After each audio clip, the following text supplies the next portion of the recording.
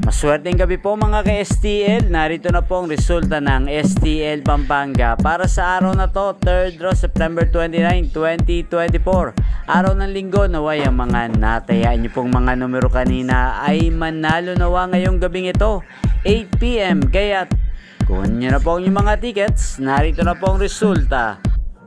Para po sa STL Pampanga, 3rd draw result, ang mga numerong nanalo, 37 at 14. In exact order sa lahat po ng tumaya kanina para sa 3rd draw ng 37 at 14. Panalo po kayo. Congrats po sa inyo.